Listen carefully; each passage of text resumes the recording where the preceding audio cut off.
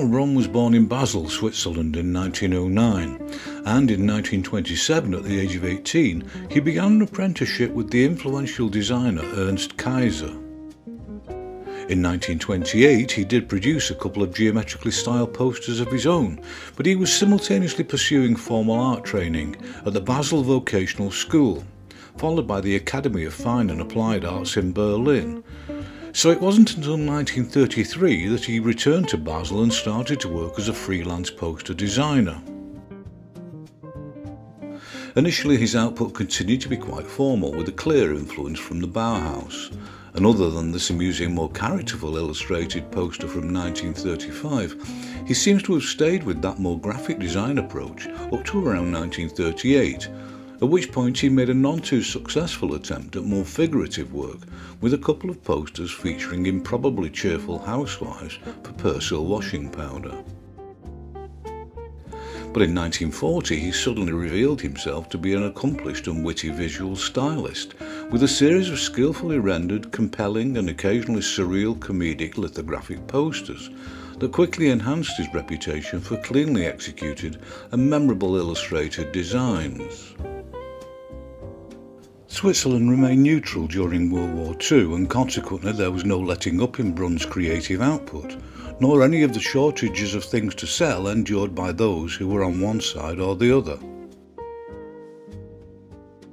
Like many others in Europe, he had absorbed the principles laid down decades earlier by the Sackplakat or object poster artists such as Julius Klinger and Lucien Bernhard. In general, this meant keeping the image as simple and easily understood as possible, and of course it should in one way or another be pleasing to the eye. And in that regard, Brun more than proved himself a very able exponent. Despite his growing popularity as a poster artist in 1945, Brun stepped outside his usual territory to illustrate several books for teenagers, published by the Swiss Youth Literature Association.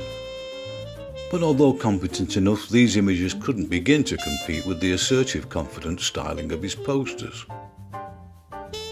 In the same year, Brun also illustrated a book for younger children written by Fritz Aebli, which was in reality a promotional device for the SBB, the Swiss National Railway. And the uncharacteristically diagrammatic monochrome images he produced for this book were similarly out of character, and even more lacking in the sophisticated visual qualities of his poster work. By this time, some of his European contemporaries were taking advantage of the full-colour offset lithographic process, but all Brun's posters were reproduced using traditional stone lithography, in precisely the same way that the posters of the early Belle Epoque figures such as Jules Chéret and Alphonse Mucha had. This was a time-consuming and complicated process, which meant that each separate colour had to be rendered on stone in either ink or crayon, and then carefully registered with the others used. But however laborious this print process, especially for what would have been in the main relatively small print runs, it did produce dazzlingly bright and sharp images, with no half-tone dot screens as seen in offset photolithography. Despite the Sackplakat influence, whose exponents had essentially worked with flat posterised colour, Brun usually created tonal renders of the finest quality, many of which looked to my eyes at least as though they were created with a mechanical airbrush. Whether this is even possible working on stone I have no idea, as I've never actually created a traditional lithograph. But I must say that whatever he was using, the results were technically immaculate and very pleasant to view.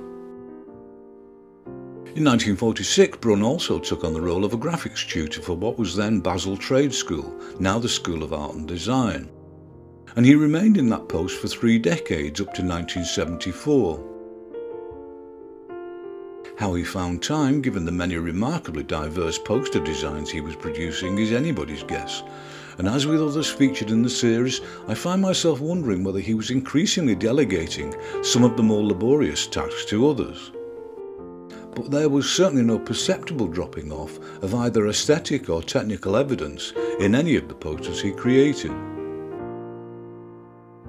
Although many of his designs were quietly playful and used strange and even disturbing combinations of elements, In some of his work, Brun appears to have had no particular aversion to creating images of conspicuous cuteness to sell the product.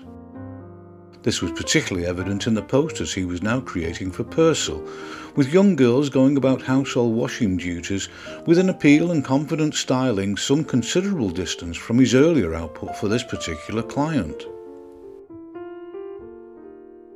But whether cute or surreal or even a creative collision of both, he continued to produce a large volume of cleanly composed images of great visual eloquence, humour and memorability.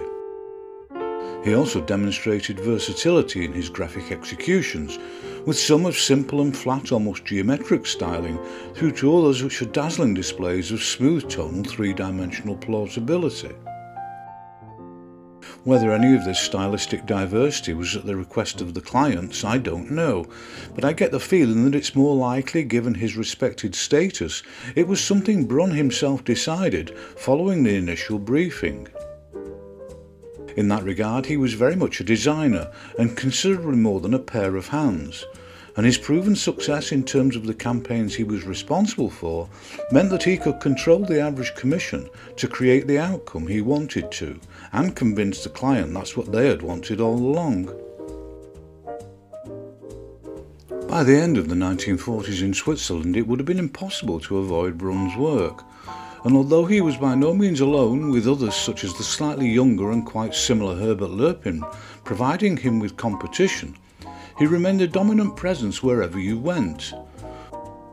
And by this point, what had begun as an occasional foray into more flat, semi-abstracted graphic styling had become noticeably prevalent, almost to the exclusion of more rendered work in his posters.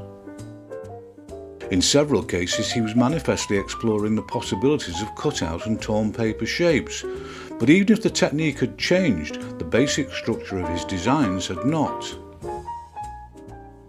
As the 1950s began, Brun also began designing and illustrating book covers. Some were for novels and were created in a loose impressionistic style, similar to fashion and women's magazine illustration of the period.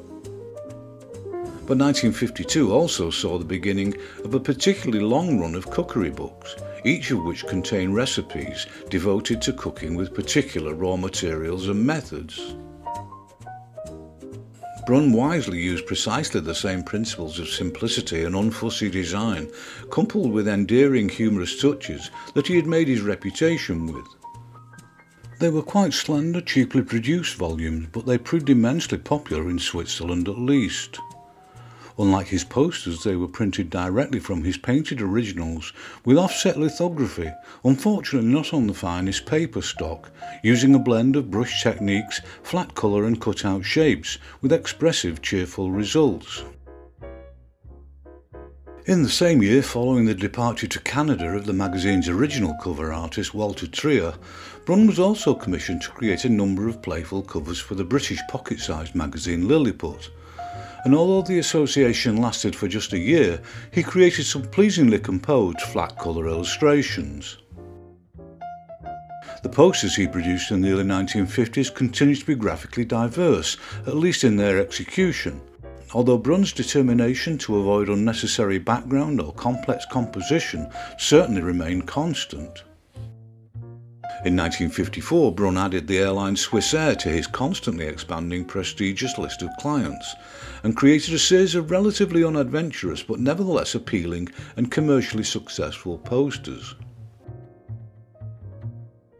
In the following year, he created an impossibly large volume of illustrated posters, demonstrating more creative imagination than was evident in the Swissair series.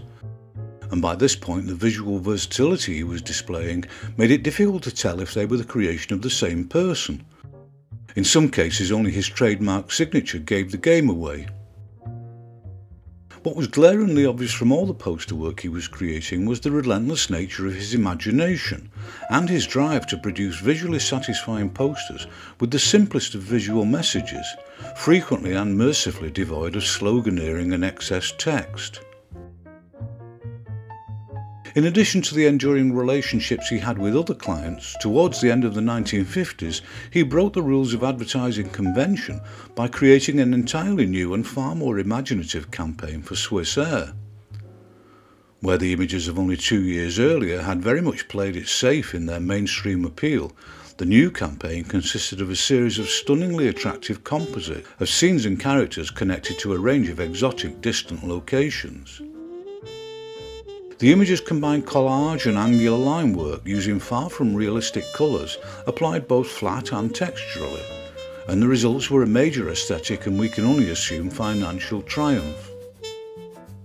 In 1958, Brun also began to work regularly for Volkswagen and illustrated a series of posters aimed at the female driver, again using the same very fashion-conscious styling he had earlier employed for his romance book covers. He was also a very popular choice with cigarette manufacturers, and in particular the posters he produced for Gaulois, featuring a cockerel created in a wide range of mediums and techniques, was another almost casual success for Brun. And this campaign in particular was proof that no outlandish claims needed to be made about the product if you simply implanted a memorable image in the mind of the consumer, which was then associated favourably with that product. Apparently Brun was also a sought-after trade fair stand designer, but I can't find a single piece of visual evidence to show of this aspect of his work. He created another highly popular poster campaign for Bally shoes in 1964, which utilised fairly representational figure work, but rendered in what I can only persist in referring to as his more fashion-based, slightly fractured flat colour technique. And the same approach featured in work for other clients around this time on a regular basis too. But his earlier high-quality tonal renders were by now a thing of the past, and in the great majority of cases he was harnessing the simplest and frequently most humorous aspect of his creativity for a wide range of clients, with cut-out shapes and collage well to the fore in his designs. I did find at least one poster which made obvious concessions to the swinging 60s, with more than a nod in the direction of Peter Max and Milton Glaser. But otherwise he carried on into the 1970s with his more expected stylistic approaches.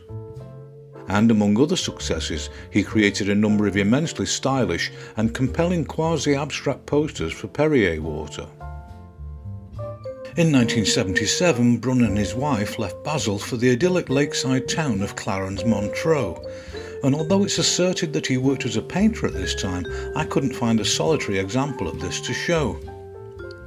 But he did return to book illustration, mostly for older children and teens, and among others he illustrated The Owl That Wanted to See the Day, written by Micheline Sandrel. There was other bookwork too, some of which featured particularly attractive colour, although I couldn't actually name the books they appeared in. But there was also a collection of appealing monochromes incorporating splattered ink techniques alongside more calligraphic penwork for 1978's The Child of the Waves, written by Michel Corfdier-Huguenin. And despite his supposedly retired status, it seems he carried on creating posters, if only occasionally, up to the end of the decade. And Donald Brun died in Clarens 2 decades later in 1999 at the age of 89. The variety and sheer graphic strength of his incredible volume of posters should have made Donald Brun a widely admired figure among those directly involved with the graphic arts, particularly in Europe. But for reasons I can't fathom, he simply doesn't get much attention. He's probably relatively well known in Switzerland, at least among those with an interest in graphics, but I doubt that many viewers from elsewhere had even heard of him. I must confess I certainly had no idea he existed or had ever seen any of his work until a few months ago.